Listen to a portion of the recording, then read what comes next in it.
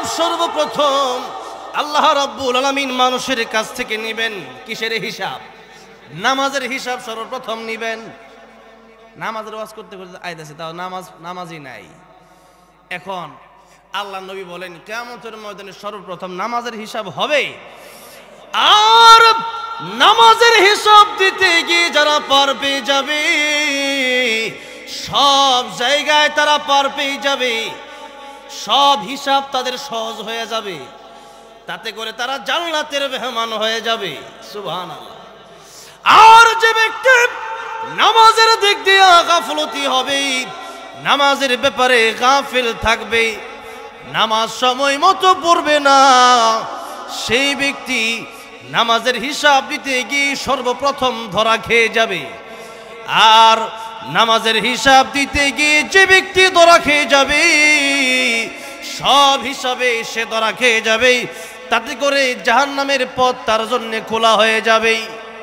সূরাতুল মুলক এত গুরুত্বপূর্ণ একটা সূরা। আল্লাহর নবী বলতেছেন কিয়ামতের ময়দানে সূরাতুল মুলক যারা প্রতিদিন মানে প্রতি রাতে এশার নামাজের পরে ঘুমানোর আগে যারা তিলাওয়াত করবে, আল্লাহ রাব্বুল আলামিনের সাথে ওই ব্যক্তির পক্ষ নিয়ে সূরাতুল মুলক আল্লাহর সাথে ঝগড়া করবে তাকে জান্নাতে না দেওয়া পর্যন্ত। তো সূরা মুলক এর ফজিলত মনে হয় বেশি ভালো লাগলো না আপনার কাছে, নাকি ভালো লাগছে? নবীজির হাদিস, তো একটু জোরে কন্যা সুবহানাল্লাহ।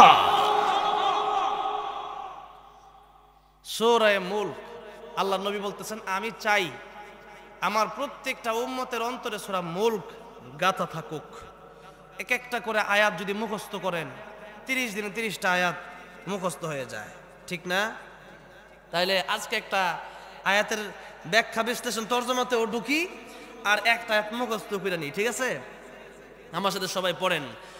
তাবারাকাল্লাযী বিয়াদিহিল মুলকু ওয়া হুয়া আলা কুল্লি শাইইন কাদির। আরেকবার পড়েন, তাহলে সহজে মুখস্থ হয়ে যাবে। এমনি তো অনেকেই পারেন, আরেকবার পড়েন। তাবারাকাল্লাযী বিয়াদিহিল মুলকু ওয়া হুয়া আলা কুল্লি শাইইন কাদির। আরেকবার পড়েন। তাবারাকাল্লাযী বিয়াদিহিল মুলকু ওয়া হুয়া আলা কুল্লি শাইইন কাদির। কার কার মুখস্থ হয়েছে একটু হাত উঠান তো। এই আয়াতটা কার কার মুখস্থ হয়েছে বা আছে? মাশাআল্লাহ, অর্ধেক মানুষই তো মুখস্থ আছে, হাত নামান, আল্লাহ কবুল করেন। তাহলে বাকিদের যাদের মুখস্থ নাই, তাহলে একটা করে আয়াত যদি সময় দেন, কয় মিনিট লাগে শিখতে? সর্বোচ্চ ধরেন 5 মিনিট। তাই 5 মিনিট সময় কি একটু কোরআনের জন্য দেওয়া যায় না? হ্যাঁ, কোরআন শরীফ কবরে আমার সাথী হয়ে যাবে, কোরআন শরীফ কিয়ামতে হাসরে আমার সাথী হয়ে যাবে। সেই কোরআনকে বন্ধু বানাইতে আমরা পারি নাই? সহি শুদ্ধ করে তিলাওয়াত করতে যদি বলা হয়, অসংখ্য লোক পাওয়া যাবে যাদের কোরআন তেলাওয়াত সঠিক নাই। হায় রে মুসলমান, নামে আজকে মুসলমান বেশি না কাজে মুসলমান বেশি? নামে মুসলমান বেশি। কেন? যে বাপ মুসলমান, দাদা মুসলমান, আমি আর কি। কিন্তু নামে মুসলমান হলেই হবে না, কাজে হতে হবে, কাজেও হতে হবে। এই জন্য কবি বলেছেন, নামে মুসলমান নাকি কামে মুসলমান, তুমি নামে মুসলমান নাকি কামে মুসলমান। নামে কামে মিল না হলে, নামে কামে মিল না হলে বইবে যে তুফান, তুমি নামে মুসলমান নাকি কামে মুসলমান, তুমি নামে মুসলমান নাকি কামে মুসলমান। নাম রেখেছে আব্দুর রহমান, কোরআন পারে না। এই সমাজে এমন লোকের সংখ্যা অগণা, আছে না নাই? নাম রেখেছে আব্দুর রহিম, নামাজ পড়ে না। এই সমাজে এমন লোকের সংখ্যা অগণা। এমন সমাজ বদলাতে কে, এমন সমাজ বদলাতে কে রাখবে অবদান, তুমি নামে মুসলমান নাকি কামে মুসলমান, তুমি নামে মুসলমান নাকি কামে মুসলমান। এই জন্য কোরআন শরীফের সূরাতুল বাকারায় আল্লাহ রাব্বুল আলামিন ইমানদারকে ডেকে বলছেন, ঈমান এনেছো ঠিক আছে, মুসলমান পরিপূর্ণ হও। বিশ্বাসের নাম ঈমান, আর সেটা বাস্তবায়ন করার নামই হচ্ছে মুসলমান। তাই আল্লাহ বলছেন, ইয়া আইয়ুহাল্লাযীনা আমানু উদখুলু ফিস-সিলমি কাফা। হে বান্দারগণ, মুসলমান পরিপূর্ণ মুসলমান হও। অর্ধেক মুসলমান যদি হও, ওয়ালা তামুতুন্না ইল্লা ওয়া আনতুম মুসলিমুন। অর্ধেক মুসলমান হয়ে কবরে গেলে উপায় নাই। আল কবরু রাউযাতুম মিন রিয়াজিল জান্নাহ আও হুফরাতুম মিন হুফারিন নার। আল্লাহর নবী বলেন, কবর কারো জন্য জান্নাতের বাগান, অথবা কারো জন্য জাহান্নামের গর্ত হয়ে যাবে।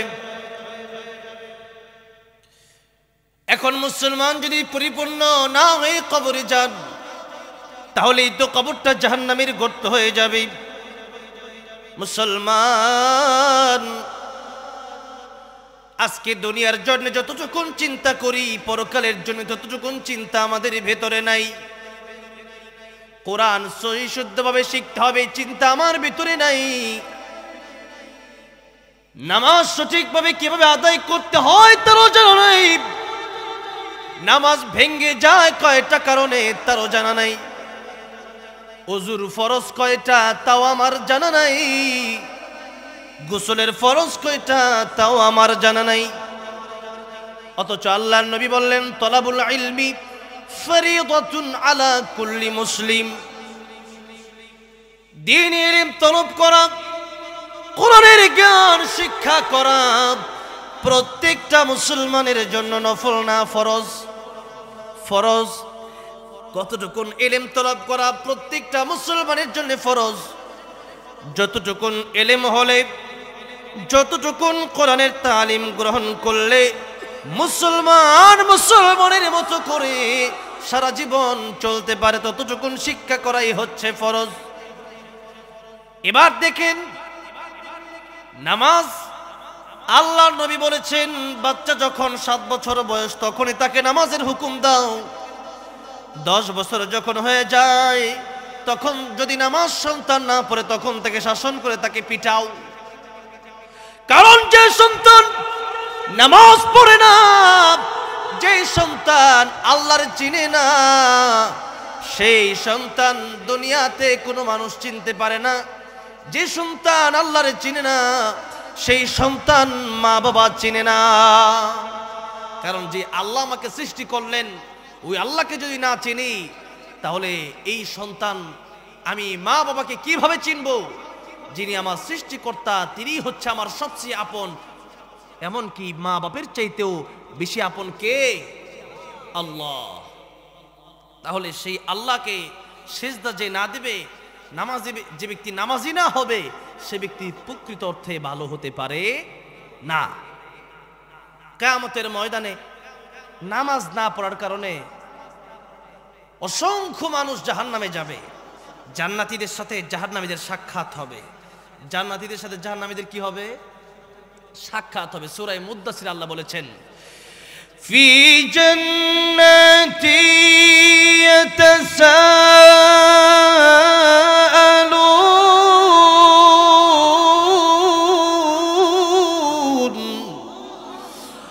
আনিল মুজরিমিন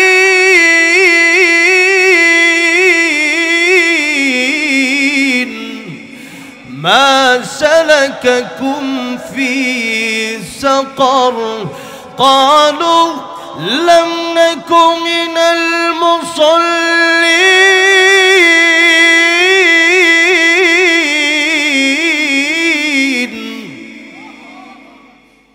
জান্নাতীদের সাথে যখন জাহান্নামীদের দেখা হয়ে যাবে, তখন জান্নাতীরা জাহান্নামীদেরকে জিজ্ঞাসা করবে, ও জাহান্নামীরা, তোমাদের জাহান্নামে যাওয়ার কারণ কি? একসাথেই তো এক এলাকাতেই থাকতাম, একসাথেই ঘুরতাম, একসাথেই খেলতাম, একসাথেই ব্যবসা করতাম, একসাথেই রাজনীতি করতাম, তাহলে আমি জান্নাতে, তুমি জাহান্নামে, কারণ কি? জাহান্নামের চারটা উত্তর সেদিন জাহান্নাম থেকে জান্নাতীদেরকে দিবেন। তার মধ্যে এক নম্বরে জাহান্নামীরা জান্নাতীদেরকে বলবেন, লাম নাকু মিনাল মুসাল্লিন। এক নম্বর কারণ জাহান্নামে আসার, নামাজ আমরা পড়ি নাই। নামাজ কি করি নাই? নামাজ পড়ি নাই। আমাদের এই মাহফিলে এত যত লোক আছে, এই সবাই কি নামাজি? 5 ওয়াক্ত নামাজি সবাই না। তাহলে নামাজি না হওয়ার কারণে জাহান্নামে আমাদের জ্বলতে হবে, জাহান্নামের আগুন আমাদের বুক করতে হবে। তাহলে বলেন নামাজ পড়া দরকার আছে না নাই? নামাজ যদি কেউ না পড়ে, তাকে যদি আপনি ফতোয়া দিয়ে দেন, সার্টিফিকেট দিয়ে দেন যে লোকটা খুব ভালো, এই ভালো, আল্লাহর কাছে ভালো না। একজন বিয়ে করাবে, সন্তান ছেলেকে বিয়ে করাবে, তো আপনি আপনার ছেলেকে বিয়ে করানোর সময় ঘটক আছে, তো ঘটক বিয়ে করানোর ঘটক পাত্রী দেখা যায়। তো এখন ঘটক সাহেবরা আপনি বললেন ভালো পাত্রী আছে, ঘটক সাহেব আপনারা বললো খুব ভালো একটা পাত্রী আছে আমার কাছে। তা আপনি বললেন যে কেমন, একটু গুণাগুণটি বর্ণনা করো, গুণাগুণ, গুণ কি মেয়ের, তো বাড়ি কই? তো ঘটক সাহেব আপনারা বললো যে বাড়ি হইল কাপাসিয়া। কই? কাপাসিয়া। তো মনোহরদি তো এখান থেকে তো কাপাসিয়া কাছে। তা আপনি বললেন যে নরসিংদী হইলে ভালোই, তো এরপরেও গাজীপুর হইলেও সমস্যা নাই। আর ভালো মেয়ে যদি হয় গাজীপুর না ময়মনসিংহ হইলেও সমস্যা, ভালো মেয়ে যদি ভালো হয় ময়মনসিংহ হইলেও সমস্যা আছে, সমস্যা নাই। তা আপনি কইলেন যে ঘটক সাহেব মেয়ে যদি ভালো হয় তো সমস্যা নেই, তো মেয়ে কেমন? তো ঘটক সাহেব বর্ণনা দিচ্ছেন যে মেয়ে 10 জনের ভিতরে একটা মেয়ে, 10 জনের ভিতরে একজন। মেয়েরা খুব সুন্দর, সবার মতো না, একটু আনকমন। হ্যাঁ, বেশি লম্বাও না, আবার বেশি খাটাও না, বেশি মোটাও না, বেশি চিকনও না। এরপরে মেট্রিক পরীক্ষায় পুরা গাজীপুর জেলায় ফার্স্ট করছে। এরপরে মনে করেন যে রাঁধতে পারে, পিঠা বানাইতে পারে, লুডুস পাক করতে পারে, শ্যামাই রাঁধতে পারে, গরু গোশত পাক করতে পারে, সব ভালো। একটা গুণ খালি খারাপ, একটা একটু সমস্যা আছে। তা আপনি বললেন সমস্যাটা কি? ঘটক সাহেব কো, আরে মিয়া এটা কি জান্নাত পাইছেন? ঘটক সাহেব কো, 100 থেকে আপনি 100ই পাবেন নাকি মিয়া? তা আপনি করেন তো কথা ঠিক, কিন্তু সমস্যাটা কি? তো ঘটক সাহেব বললো, আরে এটা করার দরকার নাই, এটা করার দরকার নাই। তা আপনি করলেন যে কও না একটু। তখন ঘটক সাহেব আপনারা বললো যে সমস্যাটা রাত বিরাইতে যে কই থা হে মেয়ের যে কড়ার লোকে ফ্রেম অবৈধ রিলেশন করে, এটার কোনো ঠিক ঠিকানা নাই। তো এই কথা বলার পরে যত ভালো গুণই থাকুক, চরিত্র যদি ভালো না হয়, যদি মেয়ে যদি রাত বিরাইতে বাপ মার কথা না শুই না অন্য 10 বার লাগে ঘুরে, তাহলে এমন মেয়ে কোনো ভালো মানুষ তার ছেলেকে এমন মেয়েকে বিয়ে করাবে না। যেরকম ঠিক না ঠিক? যে সব বালা, মেট্রিক পরীক্ষায় পাস, দেখতে অনেক সুন্দর, এরপরে রাঁধতে পারে, এরপরে বেশি লম্বাও না, বেশি কাটাও না, বেশি চিকন না, বেশি, সবই বালা, কিন্তু একটা দোষের কারণে সব গুণ বরবাদ। যেরকম ঠিক না ঠিক? ঠিক তেমনি ভাবে কিয়ামতের কঠিন ময়দানে নামাজের হিসাব সর্বপ্রথম আল্লাহ রাব্বুল আলামিন মানুষের কাছ থেকে নেবেন। কিসের হিসাব? নামাজের হিসাব সর্বপ্রথম নেবেন।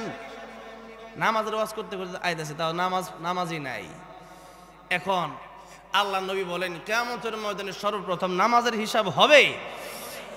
আর নামাজের হিসাব দিতে গিয়ে যারা পার পেয়ে যাবে, সব জায়গায় তারা পার পেয়ে যাবে, সব হিসাব তাদের সহজ হয়ে যাবে, তাতে করে তারা জান্নাতের মেহমান হয়ে যাবে।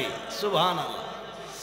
আর যে ব্যক্তি নামাজের দিক দিয়ে গাফলতি হবে, নামাজের ব্যাপারে গাফিল থাকবে, নামাজ সময় মতো পড়বে না, সেই ব্যক্তি নামাজের হিসাব দিতে গিয়ে সর্বপ্রথম ধরা খেয়ে যাবে।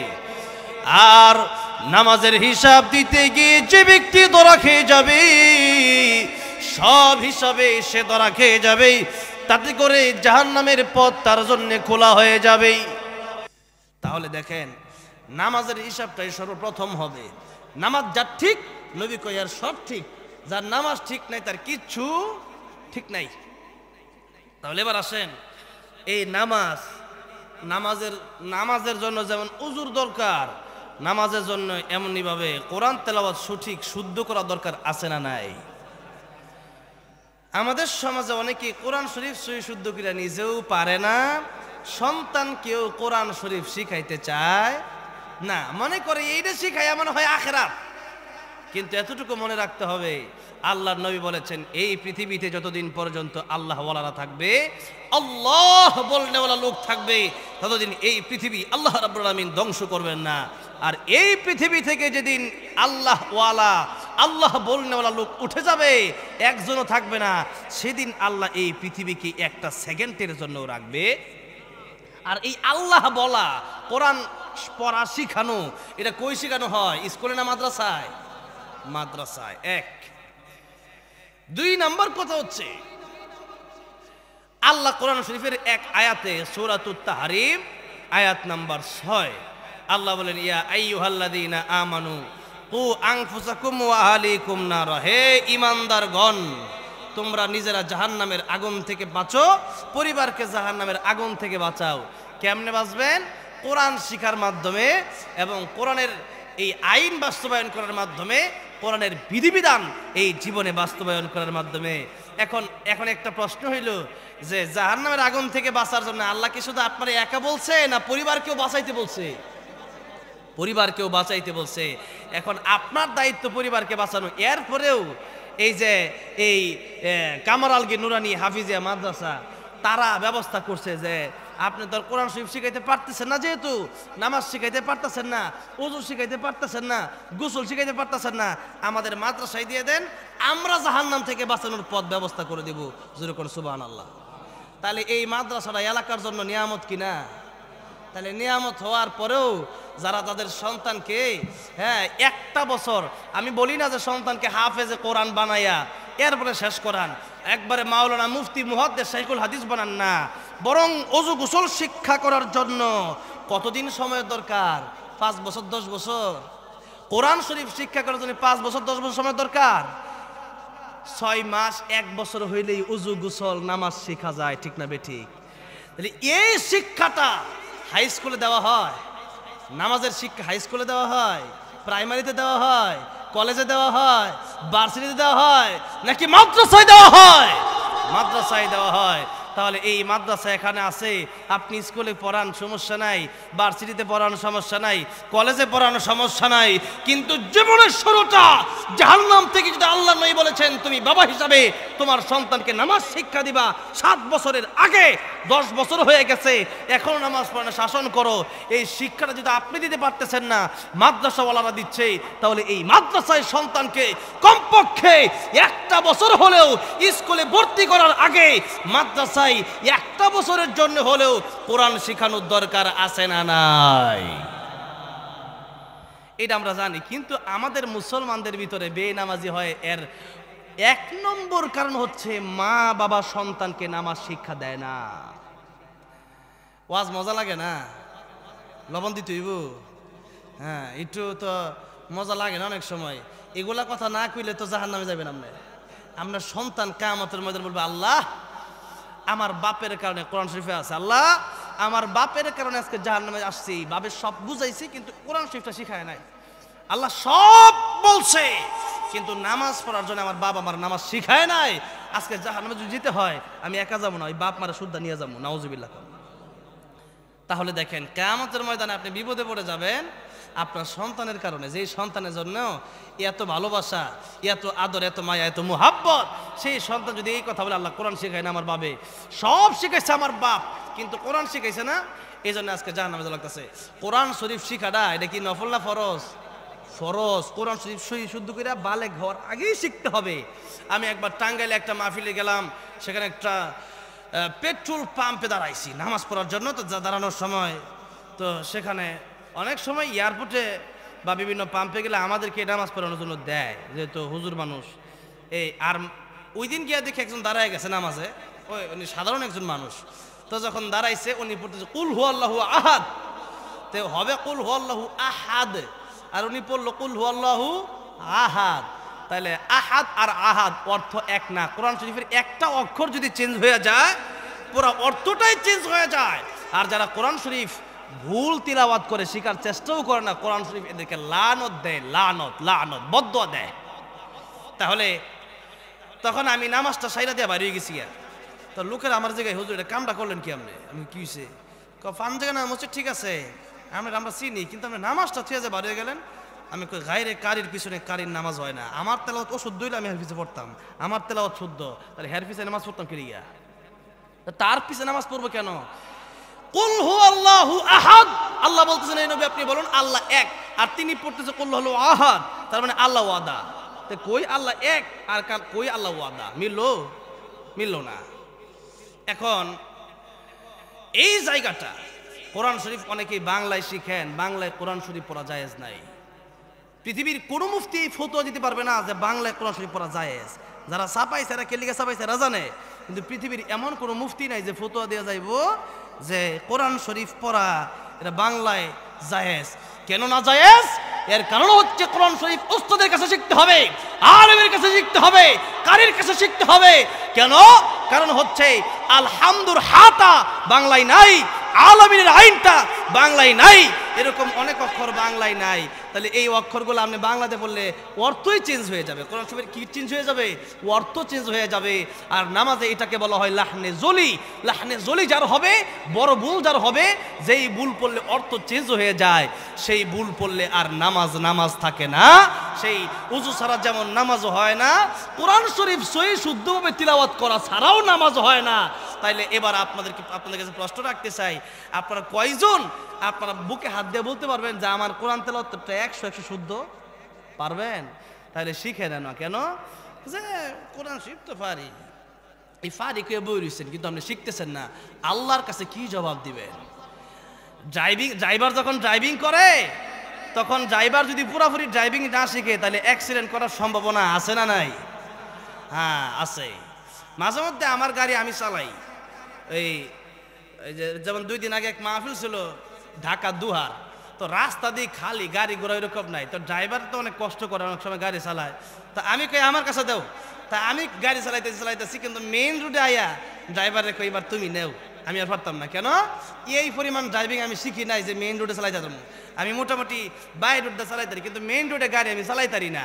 তো আপনি চালান, কারণ ওই সময় 1 সেকেন্ড এদিক সেদিক হইলে গাড়ি কিন্তু ধাক্কা দিয়ে শেষ। যেরকম ঠিক না বেঠিক? সেই জন্য একটা যেমন ব্যবসা না শিক্ষা যদি কেউ ব্যবসায় নামে, লাভ হবে না লস খাবে? লস খাবে। আমি একটা ব্যবসা দিয়েছি এরকম গাজীপুর, তো ব্যবসা গিয়ে দেয়া দেখি অর্ধেকটা হ্যাঁ আছে আর অর্ধেকটা নাই হয়ে গেছে কয়েক মাসে। ওই গেল কই জানি না। মানে হইল ব্যবসায়ীরা শিক্ষার বিষয়, এটা শিক্ষার ফলে ধন বইতে হইব। খালি মনে করেন 5 লাখ টাকা মাল উঠাইলে আমার 10 লাখ টাকা বেচে 1 মাস পরে বড় লোক হয়ে যাবে, বিষয়টা এমন নয়।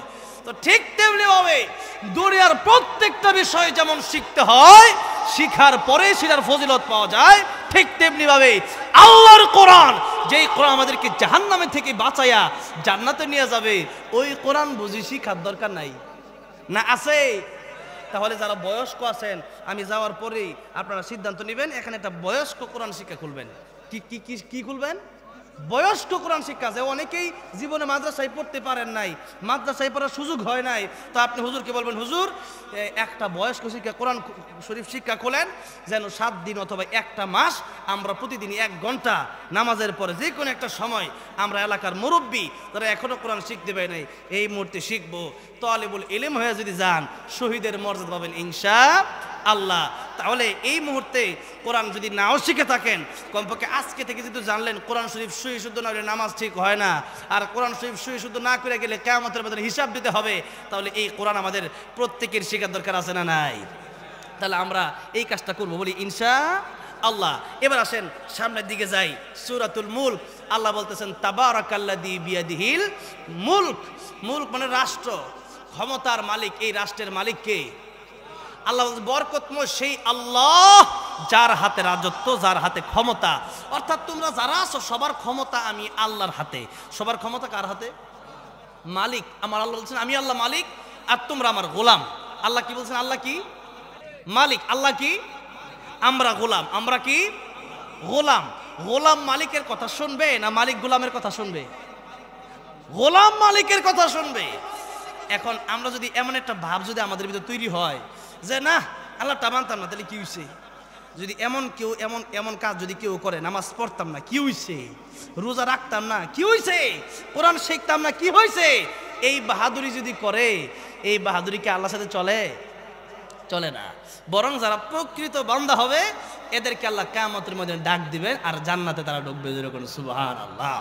আয়াত বলবো, আল্লাহ বলতেছেন ইয়া আইয়াতুহান নাফসুল মুতমাইন্নাহ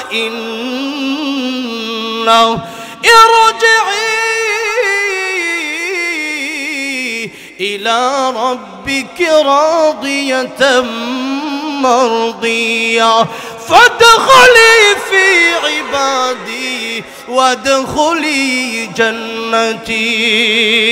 কিয়ামতের ময়দানে যারা আল্লাহর প্রকৃত বান্দা, যারা আল্লাহর প্রকৃত গোলাম, ইবাদি আব্দুন মানে গোলাম, যারা আল্লাহর প্রকৃত গোলাম হয়ে এই জীবন পার করবে, আল্লাহ রাব্বুল আলামিন তাদেরকে ডেকে বলবেন ফাদখুলি ফি ইবাদি, আমার গোলামের অন্তর্ভুক্ত হও, ওয়াদখুলি জান্নাতি।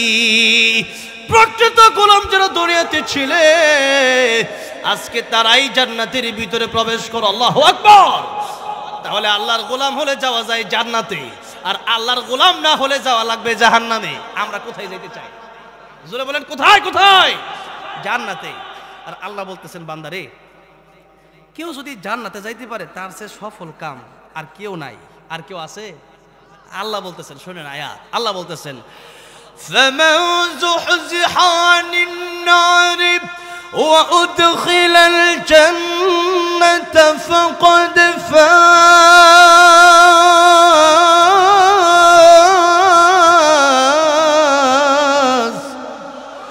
وَمَا الْحَيَاةُ الدُّنْيَا إِلَّا مَتَاعُ الْغُرُورِ।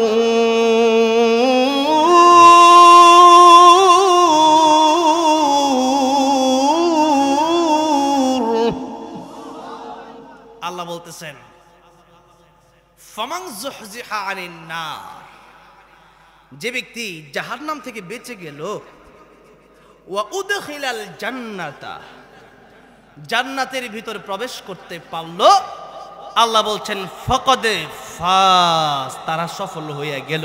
সুবহানাল্লাহ, সুবহানাল্লাহ। তারা সফল কাম। কিয়ামতের ময়দানে এই দুইটা দলেই আল্লাহ মানুষকে বিভক্ত করবেন। কয়টা দলে? দুইটা দলে। একটা দলের নাম জান্নাতি, আরেকটা দলের নাম জাহান্নামী। তাই আল্লাহ আরেক আয়াতের ভিতরে বলছেন এই দুইটা দল ছাড়া আর কোনো দল হবে না। তাহলে দেখো আল্লাহ বলছেন বান্দারে কোন দলে আছে চিন্তা করে দেখো। উলাইকা হিজবুল্লাহ, আল্লাহর দলে আসো না উলাইকা হিজবুশ শাইতান, না শয়তানের দলে আসো? চিন্তা করে দেখো। কিয়ামতের ময়দানে কিন্তু দুই দল ছাড়া কোনো দল হবে না। আল্লাহ বলছেন ফারিকুম ফিল জান্নাতি ওয়া ফারিকুম ফিস সাঈর। একটা দল হবে জান্নাতি, আরেকটা দল হবে জাহান্নামী। এই দুনিয়াতে এখন অসংখ্য দল, দলের কোনো অভাব নাই। কিন্তু আল্লাহ বলতেছেন কিয়ামতের ময়দানে দল হবে দুইটা, একটা জান্নাতি আর একটা জাহান্নামী। জাহান্নামে যারা যাবে এদের জীবন শেষ। এদের চেয়ে কষ্টে আর কেউ নাই, এদের চেয়ে বিপদগামী আর কেউ নাই, এদের চেয়ে নাদান আর কেউ নাই, এদের চেয়ে বেকুফ আর কেউ নাই। আর যারা জান্নাতে যাবে এদের চেয়ে দামি আর কেউ নাই, এদের চেয়ে সফল কাম আর কেউ নাই, এদের চেয়ে শান্তিতে আর কেউ থাকবে না। তাই এবার আসেন, আল্লাহ বলতেছেন যদি গোলামি আমি আল্লাহর করো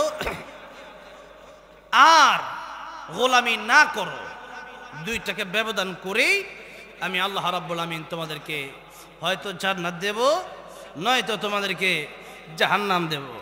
এবার আসেন, আল্লাহ বলতেছেন আমি আল্লাহ মালিক, তোমরা আমার গোলাম। আর গোলাম যদি আল্লাহর হই তাহলে আল্লাহ ছাড়া মাজারে সেজদা দেওয়া যাবে?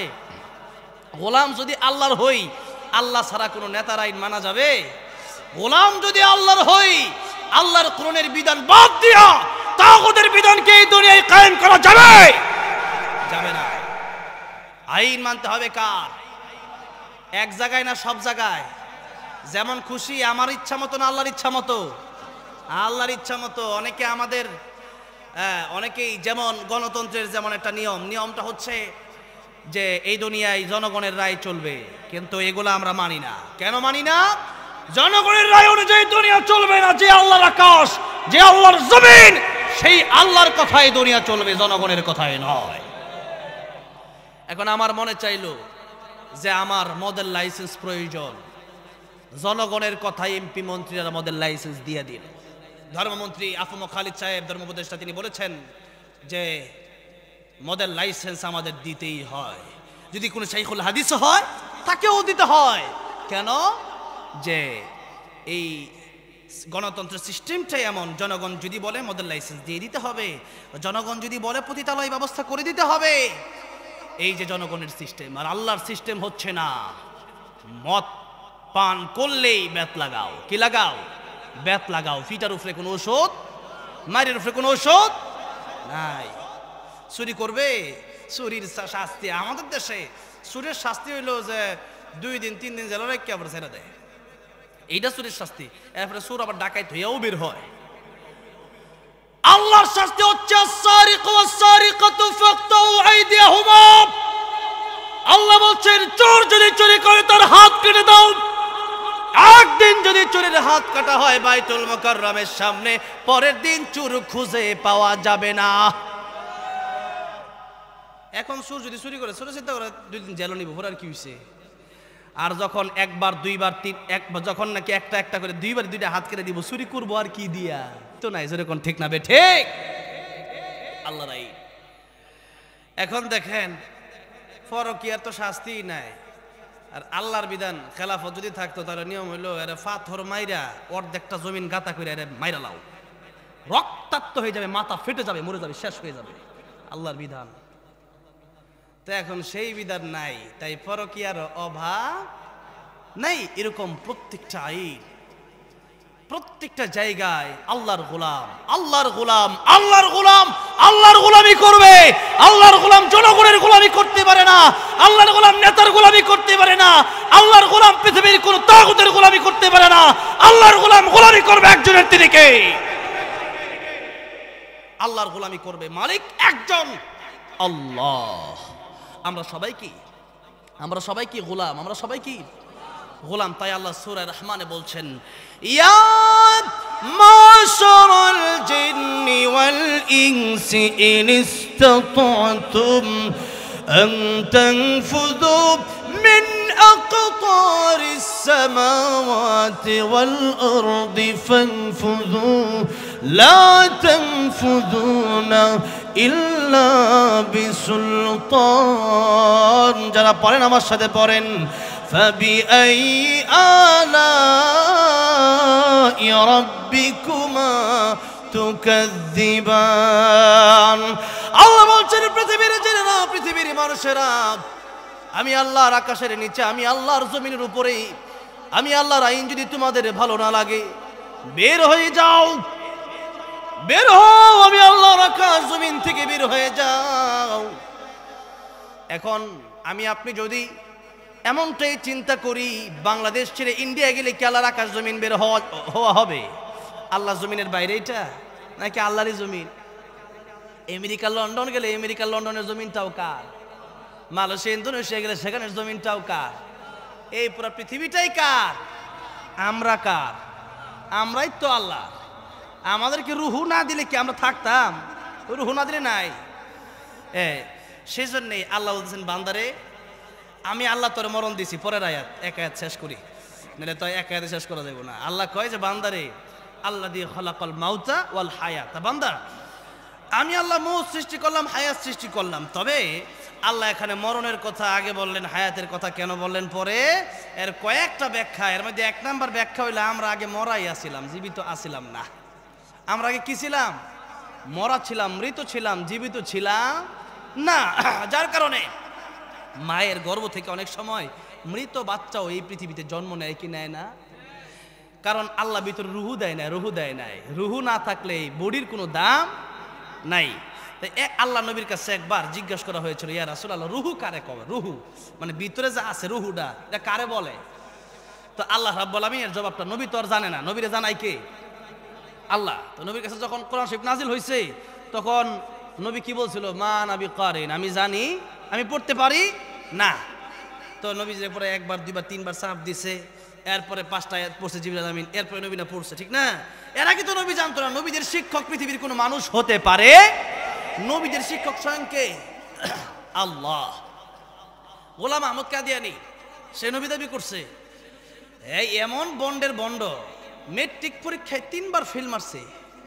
এই গোলাম আহমদ কাদিয়ানী দুনিয়ায় তার পড়াশোনার লাগে তার উস্তাদ রাখা লাগে, আর বাথরুমও ফিরে মরে। আর নবীর কাছে মালাকুল মউত হলে ঘরের বাইরে অনুমতি নেয়। আর গোলাম আহমদ কাদিয়ানী বাথরুমে মরলো তো মরলোই, দুনিয়ার মেট্রিক পর্যন্ত যে পড়ছে, ফেল মারুক আর ফাঁস মারুক, পড়ছে তো, ঠিক না বে ঠিক? তাহলে হ্যার উস্তাদ দুনিয়ার মানুষ। অথচ দেখেন নবীদের উস্তাদ পৃথিবীর কোনো মানুষ হতে পারে না।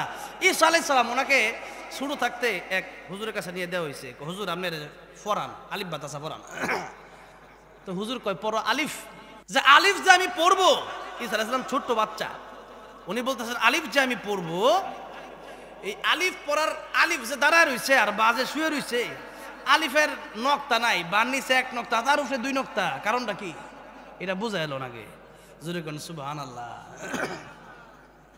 তো হুজুর কয় শোনো, এই আলিফ মানে আলিফ দিয়ে কি বুঝাইছে এটা আমিও কোনোদিন আমার হুজুরে জিগাই নাই, আর আমারও তুমি জিগাইও না, ফর আলিফ। ঈসা আলাইহিস সালাম কয় না আমি পড়বো না, আমি না বুঝে পড়ি না। সুবহানাল্লাহ। তো এখন আমাদের দেশে দেখবেন অনেক সময় স্যারে ভুল ধরবার লাগিয়া প্রশ্ন বানালো, এমন কিছু বেয়াদব ছাত্র আছে, আছে না?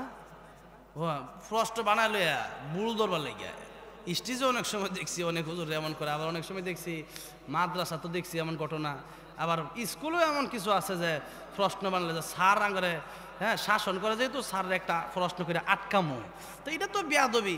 কিন্তু মানুষকে আটকানোর জন্য প্রশ্ন করলে এটা হারাম, এটা গুনাহ। আর জানার জন্য প্রশ্ন করলে অবশ্যই সওয়াব আছে। তো এখন ঈসা আলাইহিস সালাম তো নবী হবেন, উনি তো কারো কাছে শিখতে পারেন না, তো সেই জন্য আল্লাহ রাব্বুল আলামিন কাউকে উস্তাদ বানাবেনও না। তো ঈসা আলাইহিস সালাম বলতেছেন যে এটা আমাকে বুঝাই দিতে হবে। তো উস্তাদ যদি প্রশ্নটা না বোঝে তখন কি বলে, তুমি পারবে? তো ঈসা আলাইহিস সালাম উনি তো ওনার জ্ঞান তো আল্লাহ প্রদত্ত শুরু থেকেই, ক্বালা ইন্নী আব্দুল্লাহ। তো ঈসা আলাইহিস সালাম ওনাকে বলতেছে তুমি কি পারবে? ঈসা আলাইহিস সালাম বলতেছেন আমি পারবো, কেন আলিফটা দাঁড়া রয়েছে এটা আমি জবাব দিতে পারবো। তো বলতেছেন তাহলে বলো। ঈসা আলাইহিস সালাম বলতেছেন না, এইভাবে নয়, বরং যদি আপনার জানতেই হয় আপনি নিচে আসেন, আমি আপনার চেয়ারে যাবো, আপনার চেয়ারে আমি গিয়া আপনার যদি শিখতেই হয়, আমার কাছে শিখতেই হয়, তাহলে আপনি আমার জায়গায় আয়েন, আমি আপনার জায়গায় যাবো। যদি কোনো ঈসা আলাইহিস সালাম উস্তাদের গদিতে বসে উস্তাদকে বললেন আলিফ কেন দাঁড়ায় আছে শুনেন। আরবিতে আলিফ যেইভাবে লেখে এক ওইভাবে লেখে, আরবিতে এক লেখে, মানে বাংলাতে একটা এমনি লেখে, আর আরবিতে এক ডাইরেক্ট এমনি সোজা টান দিলি এক, আর এমনি হলো 2। তো এখন আরবিতে আলিফ যেমন এক হয় এমন, এই হলো এক। আর আলিফ দিয়া আল্লাহ, আলিফ দিয়ে কি হয়? আল্লাহ।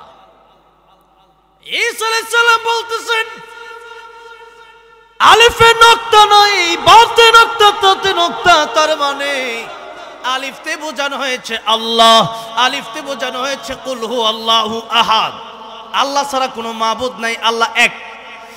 আলিফতে বোঝানো হয়েছে লা ইলাহা ইল্লাল্লাহ, আলিফতে বোঝানো হয়েছে আল্লাহ ছাড়া কোনো মাবুদ নাই। আলিফ মানে এক, আল্লাহ এক। আলিফ দাঁড়ানো যেইভাবে, আলিফ যেমন ভাবে আলিফের নক্তা নাই, তেমনি ভাবেই আল্লাহরও কোনো শরীক নাই। আলিফ যেমন একের মতো দেখা যায়, আল্লাহ এক, আল্লাহর কোনো শরীক নাই। লাম ইয়ালিদ ওয়া লাম ইউলাদ ওয়া লাম ইয়াকুল লাহু কুফুয়ান আহাদ, আল্লাহ কাউকে জন্ম দেন নাই, আল্লাহ পাক কেউ জন্ম দেয় নাই। এইভাবে ঈসা আলাইহিস সালাম বুঝিয়ে দিলেন আলিফ পড়ার আগে বুঝে নাও আল্লাহ ছাড়া কোনো মাবুদ নাই। সুবহানাল্লাহ। তাহলে দেখেন নবীদের উস্তাদ আল্লাহ ছাড়া পৃথিবীর কোনো মানুষ হতে পারে, কারণ নবীদের দাম পৃথিবীর সবচাইতে বেশি। এখন নবীর শিক্ষক যদি অন্য মানুষ হয়, সে কয়েকদিন পরে গিয়ে কইব এই নবীর উস্তাদ তো আমি, তাই নবীর চেয়ে বড় হয়ে যায়। এই জন্য আল্লাহর নবীর শিক্ষককে আল্লাহ। আর কাদিয়ানী যে দাবি করছে আমি নবী, সেই কাদিয়ানী মেট্রিক পরীক্ষায় 3বার ফেল মারছে, এরপরে আল্লাহ বলতেছেন কোরআন শরীফে খাতামান নাবিয়্যিন মা কানা মুহাম্মাদুন আবা আহাদিম মির রিজালিকুম ওয়ালাকিন রাসূলুল্লাহি ওয়া খাতামান নাবিয়্যিন। এই ছোট্ট বিষয় বোঝানোর জন্য এত বড় আন্দোলন করার দরকারটা কি? হ্যাঁ, এটা ভালো করে বুঝেন আগে, এত বড় আন্দোলন করে এদেরকে বোঝানোর দরকার কি? একটা মাত্র আয়াতের একটা অংশ খাতামান নাবিয়্যিন। কার কথা? আল্লাহ বলেছেন খাতামান নাবিয়্যিন, আমার নবী শেষ নবী, মুহাম্মদুর রাসূলুল্লাহ আমার নবী শেষ নবী, এরপর আর কোনো নবী নাই। তাহলে এই কথার মাধ্যমে কোরআনের আয়াত যারা অস্বীকার করে এরা কাফের হয়ে যায়। কোরআনের আয়াতের একটা এত পরের কথা, একটা নোকতাও যদি কেউ অস্বীকার করে ঈমান থাকবে? তাহলে এই অর্থে এই আয়াতের ভিত্তিতে কাদিয়ানীরা কাফের। কাদিয়ানীরা কি? কাফের। কাফের বলেন, কাদিয়ানীরা কাফের স্লোগানও জানেন না। কাফের কাফের জোরে বলতে হবে, জবান খুলে, কাফের কাফের। নবীর পরে নবী নাই, সংসদে আইন চাই, নবীর পরে নবী নাই। কই আইলাম এই জানেই না কাদিয়ানী যে কাফের স্লোগান দেন নাই আপনারা কোনোদিন? হ্যাঁ, তো কাদিয়ানীরা কাফের। নবীর পরে যার নবী দাবি করছে, মনে করেন এই চেয়ারটা আমার যদি ধাক্কা দিয়ে হ্যাঁ বইবার চায়, এটা কি কয় আঙ্গুর দেশে? গাউরা। এ হচ্ছে গাউরা। আঙ্গুর দেশে অনেক সময় বাসে ঢাকা যাবেন মনে করেন উঠা, তো বাসটা 10 মিনিট পরে ছাড়বো, একটা ব্যাগ আছে, ব্যাগটা আপনি রাইখা নিচে আইলেন, এর মানে কি বুঝাইলেন? যে একটা সিট কিন্তু খালি নাই। যেরকম ঠিক না বেঠিক, সিট কিন্তু খালি নাই। তো একজন বাসে আপনার পরে উঠা আপনি গেছেন একটু ফান খাইতে, হ্যাঁ ওইটাকে কার ব্যাগ রে, হ্যাঁ ব্যাগটা ফালাই দিছে অন্যদিকে, আমি বই রয়েছি। এই লোক কি ভদ্রতার পরিচয় দিছে না গাউরার পরিচয় দিছে? গার তেরার পরিচয় দিছে। কেন? যে একজনের ব্যাগ রেখে গেছে, তার মানে একটা লোক একটা আছে না, হয়তো লোকটা জরুরত হয়েছে তাই একটু বাইরে গেছে, লোকের সিট তো আগে সে বরাদ্দ করে গেছে। এখন আপনি কইলেন যে এ মিয়া আমি তো ব্যাগটা রেখে গেছি, সিটটা তো আমার, আমি 10 মিনিট আগে আইছি, আপনি হগলে আমার সিটটা দখল করছেন মানে? কই এনে ব্যাগ আছেন, আপনি তো আসলেন না। উনি বলতেছেন না, ব্যাগ রাখা যাওয়া মানে হচ্ছে না আমি আসলে তো আপনার বুঝতে হবে। অনেক আমি মানি না মানে গাড়তার আমি করতেছি, সিট দিব না। প্রকৃত সিটটা পাওনা হইলো যে ব্যক্তি আগে আসছে, যেরকম ঠিক না বেটি। আল্লাহ নবী বলেন তারাকতু ফীকুম আমরাইন লান তাদিল্লু মা তামাসসাকতুম বিহিমা কিতাবাল্লাহি ওয়া সুন্নাত রাসূলিহি আনা খাতামুন নবিয়্যিন লা নবিয়্যা বাদি। আমি শেষ নবী, আমার পরে আর কোন নবী আসবে না, আমার পরে আর কোন নবী আসবে না। আর আমি নবীজি দুইটা জিনিস তোমাদের কাছে রেখে গেলাম, একটা হইল কোরআন, আরেকটা হইল সুন্নাহ। একটা হইল কোরআন, আরেকটা হইল সুন্নাহ। 2 দিন আগে শরীয়তপুরে একটা মাহফিলে গেলাম, সেখানে হুজুর আমার এসে বললো যে হুজুর আমাদের দেশে একটা লোকের আবির্ভাব হয়েছে, একটা দলের, তাদের নাম হইল আহলে কোরআন। তো এদের কাজটা হইল যে এরা বলে আমরা কোরআন মানি হাদিস মানি না। নাউজুবিল্লাহ। কোন আমার নবী কি আল্লাহর কথা ছাড়া একটা কথাও বলছে? আমার নবী কোরআন শরীফের তাফসীর মুফাসসির ছিলেন, কোরআন শরীফের সর্বশ্রেষ্ঠ ব্যাখ্যাকারী ছিলেন আমার নবী রাহমাতুল লিল আলামিন, আমার নবী। তো এখন তারা বলে যে কোরআন শরীফ যা আছে মানি, কিন্তু নবীরে মানি না। তাদের কথায় তারা কোরআনও মানে না। কিভাবে? কোরআন শরীফ আসেনি যে কুল ইন কুনতুম তুহিব্বুনাল্লাহা ফাত্তাবিউনি ইউহিব্বুকুমুল্লাহ, আয়াতটা আছে না নাই সূরা আলে ইমরানে? তাহলে এই আয়াত যদি থেকে থাকে, এই আয়াত আল্লাহ কি বলছেন? ও নবী আপনি বলেন যে তোমরা যদি আল্লাহকে ভালোবাসতে চাও তাহলে আমার নবীর কথা তোমরা শোনো, আমার নবীকে তোমরা মানো। এই আয়াতের ব্যাখ্যায় অনেকেই নবীরে ভালোবাসো, খালি ভালোবাসলেই হবে না, নবীর অনুসরণ করতে হবে। ফাত্তাবিউনি, ইত্তেবা করা, ফাত্তাবিউনি মানে ইত্তেবা করতে হবে, অনুসরণ করতে হবে। কি করতে হবে? অনুসরণ করতে হবে। এখন আসেন আল্লাহ নবী বিশ্বনবী রাহমাতুল লিল আলামিন, ওমা ইয়ানতিকু আনিল হাওয়া ইন হুয়া ইল্লা ওয়াহয়ু ইউহা। আল্লাহ বলতেছেন আমার কথার বাইরে আমার নবী একটা কথাও বলেন নাই, যা বলছেন সবই আল্লাহর পক্ষ থেকে বলছেন। এখন যারা আহলে কোরআন যে বলে আমরা কোরআন মানি হাদিস মানি না, তাদের কথা অনুযায়ী কোরআন যদি মানে তাহলে রাসূলের কথাও মানতে হবে, কারণ আল্লাহ বলছে ফাত্তাবিউনি ইউহিব্বুকুমুল্লাহ, আমার নবীর কথা অনুসরণ করো। আরেক আয়াত আছে আতিউল্লাহ ওয়া আতিউর রাসূল। ছোট্ট ছোট্ট কথা এদের মাথায় যে কি, এই যে কাদিনের বুঝে না যে আমার নবী শেষ নবী, এক আয়াতের মাধ্যমে স্পষ্ট হয়ে যায়। তারপরে যারা বলে আহলে কোরআন, তাদের কথা অনুযায়ী তো আল্লাহ নবীর কথাও, এটা আল্লাহ বলতেছেন আমার নবী যা বলবে সব আমার পক্ষ থেকে বলবে, সুতরাং আমার নবীর কথাও তোমাদের মানা লাগবে। তাই তারাক্তু ফিকুম আমরাইন লাং তাদিল্লু মা তামাসসাকতুম বিমা কিতাবাল্লাহি ওয়া সুন্নাত রাসূলিহি। আল্লাহ নবীর দুইটা জিনিস ছাইরো না, তোমরা বিপদে পড়বা না। একটা হলো কোরআন আর একটা হলো সুন্নাহ। একটা হলো কোরআন আর একটা হলো, আমাদের দেশে হুজুর সবচেয়ে বেশি মারামারি, ঠিক না বে ঠিক? 10 জন কৃষক একসাথে ঘুমাইতে পারে, কিন্তু 2 হুজুর একলাগে ঘুমাইতে পারে না, যেরকম ঠিক না বে ঠিক? কি লিগে? যে ভিতরে আসলে কি কম এখন, আগে তো আমনে করে ওয়াজ করা দরকার ছিল, এখন তো আসলে আঙ্গরে ওয়াজ করা দরকার, উল্টা, যেরকম ঠিক না বে ঠিক? হে হুজুর হে ওয়াহাবি, হে খারেজি, হে মাযহাবি, লামাযাবি, হে টুফি খাড়া, একটা গুল ইত্যা করতে করতে করতে করতে এই এরা ধ্বংস হয়েছে, যেরকম ঠিক না বে ঠিক? হাই হাই, এই একটা সময় যাইতাছে, এই সময়ের ভিতরেও আজকাল কতটি মুনাফিক বার হয়ে গেছে, খালি মুনাফিকই করে, খালি মুনাফিকই করে। আল্লাহ এই মুনাফিকগুলোর হেফাজত করুন, যেরকম আমিন। তাহলে যাই হোক, বাইঙ্গাসুরা বললাম না আর কি, বাইঙ্গাসুরা বললে কিন্তু দিলে আগুন লেগে যাবো গা, তাহলে আগুন আর লাগাই গেলাম না, এই আগুন নিবানির মতো পানি আর নাই। তো সেই কথা ভালো করে লক্ষ্য করে শোনেন, নেফাকি যাদের অন্তরে, হুজুর বেশে খেজুরের অভাব নাই দেশ। এখন দেখেন বহু লোক আছে যারা ওয়াজও করে, আবার দেখা গেছে যে নাচানাচি, এরপরে মাজারে গিয়ে শেষ দাও দেয়, এমনও কিছু লোক আছে না নাই? আছে। তো যাই হোক, যে কথা বলছিলাম, হুজুর যারা, আলেম যারা, আমরা যদি আগে ঐক্যবদ্ধ না হতে পারি, জনগণ এমনি কেমন ঐক্যবদ্ধ হুজুর, ঠিক না বে ঠিক? আল্লাহ বলতেছেন আকিমুদ্দিন ওয়ালা তাতাফাররাকু ফি, দিন কায়েমের ব্যাপারে ফরক হইও না। নামাজ পড়ে কিনা দেখো, এক আল্লাহ মানে কিনা দেখো, এক নবী মানে কিনা দেখো, মসজিদে নামাজ পড়ে কিনা দেখো, আল্লাহ নামে কোরবানি দেয় কিনা দেখো, এই কয়েকটা বিষয় নিয়ে ঐক্যবদ্ধ হন। ওইটা একটু একটু টুপিলে আমার লেগে গেছে গা। তো এখন যাই হোক, যে কথা বলছিলাম, যদি কারো মনে এমন কোনো সন্দেহ হয় যে ওই হুজুর বলছে তার কথাটা আর আরেক হুজুর বলছে, দুইজনের কথার ভিতরে ফারাক হয়ে গেছে, ইখতিলাফ হয়ে গেছে, এরকম যদি মনে হয়, তাহলে আপনার কাছে যেই হুজুরের কথাটা গ্রহণযোগ্য মনে হবে, হ্যাঁ ওই হুজুর কোরআন থেকে দলিল দিয়ে কথা বলতেছে, ওই হুজুরের কথাটা আপনাকে নিতে হবে, ওই হুজুরের কথাটা আপনি কি করতে হবে? গ্রহণ করতে হবে। সবার কথা গ্রহণ করা যাবে না। কথাটা বুঝে আসছে? দলিল ভিত্তিক, কোরআন সুন্নাহ দলিল ভিত্তিক যদি কথা হয়, তার কথা আপনি গ্রহণ করতে পারেন, আর যদি দলিল ভিত্তিক কথা না হয়, তার কথা গ্রহণ করা যাবে না। তাহলে আসুন আমরা আল্লাহরেও মানি, নবীরেও মানি। এই দুইটা মানলে নবীকে, আমারও যদি আমার মনে হাব্বা সুন্নাতি, তাহলে আমার সুন্নতকে মানতে হবে, আল্লাহ নবীর সুন্নতকে মানতে হবে। আল্লাহ নবী সুদ খাইছে, আল্লাহ নবী ঘুষ খাইছে, মানুষের গালি দিছে, বিবিরে মারছে, গীবত করছে, মিথ্যা তুহমত দিছে, মানুষের গালাজ করছে, আরে আল্লাহ নবী যেগুলো করে নাই, আমরাও সেগুলো করব না। তাহলে নবী বলেন কালাম আই ফিল জান্নাহ, আমার সাথে তোমরা জান্নাতুল ফেরদাউসে থাকবা, জোরে করুন সুবহানাল্লাহ। তাহলে এবার আসেন, আল্লাহ বলতেছেন বান্দারে, এরপরে যদি আমার ইবাদত ভালো না লাগে, রাসূলের সুন্নত ভালো না লাগে, বান্দারে একটু চায়া দেখতো তোর হায়াতটা কে দিল।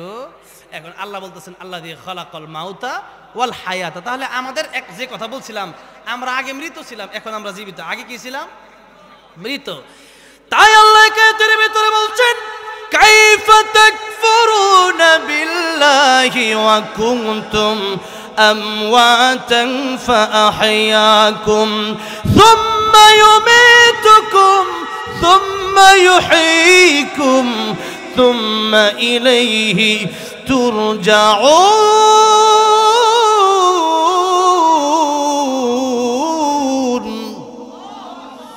আল্লাহ বলছেন কাইফা তাকফুরুনা বিল্লাহ, মানুষ কিভাবে আল্লাহর সাথে নাফরমানি করে, অথচ আল্লাহ বললেন কুনতুম আমওয়াতা, এই মানুষ তো এক সময় মৃত ছিল, মানুষের জীবন ছিল না। আল্লাহ রাব্বুল আলামিন আরেক আয়াতের ভিতরে বলছেন হাল আতা আলাল ইনসান হিনুম মিনাদ দাহর লাম ইয়াকুন শাইআম মাযকুরা, বান্দারে এক সময় তোর কিছুই ছিল না, এখন তোর আছে। এক সময় আজ থেকে 40 বছর যার বয়স, তার আগে কি আপনি আমি ছিলাম? যার বয়স 60 বছর, 100 বছর আগে এখানে কেউ ছিলাম?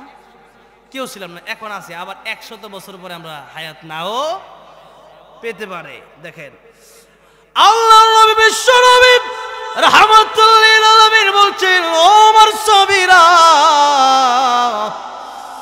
মৃত্যুটা কত কাছে, কত কাছে। আল্লাহর নবী বলছেন আমি রাহমাতুল লিল আলামিন নবী, আল্লাহ হচ্ছেন সমস্ত জগতের রব। তাই আল্লাহ কোরআন শরীফের ভিতরে এটা জানাই দিয়েছেন আলহামদুলিল্লাহি রাব্বিল আলামিন। আর আমার নবীর ব্যাপারে আল্লাহ রাব্বুল আলামিন বলছেন ওয়া মা আরসালনাকা ইল্লা রাহমাতাল লিল আলামিন। রাহমাতুল লিল আলামিন নবী কোরআনে প্রমাণ, আশিক বিনে কে বুঝিবে আমার দয়ার নবীর শান। কষ্ট হচ্ছে আপনাদের? যদিও 12টা বেজে গেছে, আর একটু সময় দেওয়া যাবে তো ইনশাল্লাহ। অনেকের মা নাই, অনেকের বাবা নাই। আজকে এই মাঠ থেকে যদি আপনি মা বাবাকে ফাঁকি দিয়ে চলে যান, লিখে রাখেন আগামীতে এমনটাই হতে পারে যে আপনার সন্তান মাহফিলে বসবে, আপনি থাকবেন না, আপনাকে ফাঁকি দিয়ে চলে যাবে। জোরে কোন ঠিক না বে ঠিক? তাহলে আজকে যেহেতু একটা মাহফিল পেয়ে গেলাম, তাহলে একটু নিজের মা বাবার জন্য, দাদাদের জন্য দোয়া করে, নিজের জন্য তওবা করে এরপরে একসাথে বাড়ি যাব। রাজি আছেন? কারা হাত তুলে দেখান তো। লিল্লাহি তাকবীর, লিল্লাহি তাকবীর। আল কোরআনের আলো, কোরআন সুন্নাহ যেখানে, লিল্লাহি তাকবীর। আল্লাহ কবুল করেন হাত নামান। আল্লাহ এই হাতগুলো তুমি জাহান্নামের আগুনে জ্বালায় না, জোরে কোন আমিন। তাহলে মাঝে মধ্যে যদি নবীর প্রেমে একটু প্রশংসা গাই, নাতে রাসূল গাই, গাওয়া যাবে তো ইনশাআল্লাহ আমার সাথে? হ্যাঁ, কত শিল্পীরা যখন গায়, আমার নামের আগে তো শিল্পীও লাগাইছে আবার, তাই একদিন গজলও গাইতে হয়। কথাটা হচ্ছে না, বিরিয়ানির মাঝখানে একটু সালাদ মাঝে মধ্যে না দিলে বিরিয়ানির স্বাদ পাওয়া যায় না। শসা একটা কামড় দিয়ে পরে আবার খাবেন, না আবার মজা লাগতেছে, যেরকম ঠিক না বেঠে? তাই মাঝে মধ্যে নবীর প্রেমে আজে বাজে গান তো কত গায়, দিল নষ্ট হয়ে যায়। আর মাঝে মধ্যে আল্লাহর প্রেমে, নবীর প্রেমে, কোরআনের প্রেমে যদি একটু গাইতে হয়, দেশ প্রেমে, তাহলে গাওয়া যাবে না ইনশাআল্লাহ? তাহলে বলেন না একটু, রাহমাতুল লিল আলামিন নবী, রাহমাতুল লিল আলামিন নবী কোরআনে প্রমাণ, আশিক বিনে কে বুঝিবে আমার দয়ার নবীর শান। বলেন, আশিক বিনে কে বুঝিবে আমার দয়ার নবীর। নবী আমার মদিনারে বলবো,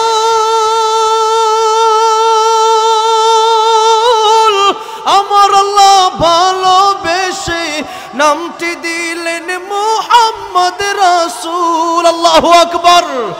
ওই নবীকে ভুল বুঝিলে থাকবে না ঈমান, আশিক বিনে কে বুঝিবে আমার দয়ার নবীর শান। বলেন না, আশিক বিনে কে বুঝিবে আমার দয়ার নবীর।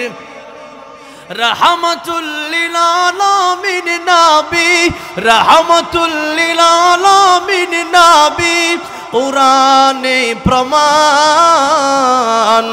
আশিক বিনে কে বুঝিবে আমার দয়ার নবীর শান। বলেন না, আশিক বিনে কে বুঝিবে। আমার ভাইরা, আমার বাবা যারা, আল্লাহ নবী, বিশ্ব নবী, রাহমাতুল লিল আলামিন, সাহাবায়ে কেরাম রাদিয়াল্লাহু আনহুম আজমাইনদেরকে ডেকে বলছেন, ও সাহাবীরা, মৃত্যুটা কত কাছে, আমার কাছে মালাকুল মউত আসলে অনুমতির প্রয়োজন আছে। এরপরেও আমি রাহমাতুল লিল আলামিন নবী হইয়া আমি এতটুকুন গ্যারান্টি দিতে পারি না, আমি নামাজের পরে ডান দিকে সালাম ফিরাইয়া বাম দিকে সালাম ফিরাতে পারবো। এতটুকুন গ্যারান্টি আমি রাহমাতুল লিল আলামিন নবী হইয়াও দিতে পারি না। তাহলে আমি আপনি জীবনের গ্যারান্টি কি দিতে পারি নাকি? দিতে পারি? আমার আপনার মরণ যে কোনো সময় হয়ে যেতে পারে। এই স্টেজে বসে আমার মরণ হতে পারে কি পারে না? আপনার মরণ এই স্টেজের এই মাহফিলের ভিতরে হতে পারে কি পারে না? ফিরোজ শাহ গান গাচ্ছিল, 1 মিনিটের নাই ভরসা, সঙ্গ হবে রং তামাশা, দম ফুরাইলে বন্ধু চক্ষু বুঝিলে, গান গাইতে গাইতে স্টেজেই শেষ। তাহলে আমার আপনার মরণ আজকের মাহফিল হতে পারে কি পারে না? তাই আমার মরণ কখন আসবে আমি জানি না। আমি জানি না। আগামীকাল ভালো হইব, আগামীকাল বাঁচবেন সেই গ্যারান্টি আছে? নাই। আগামী শুক্রবার ভালো হয়ে যাব এই গ্যারান্টি আছে? বিয়ে করার পরে ভালো হবো, বিয়ে করতে যাচ্ছে এমন সময় অ্যাক্সিডেন্ট করে, হায়েস্ট অ্যাক্সিডেন্ট করে জামাইয়ের বাপ মা সবাই মরে গেছে, এমন ঘটনা আছে না নাই?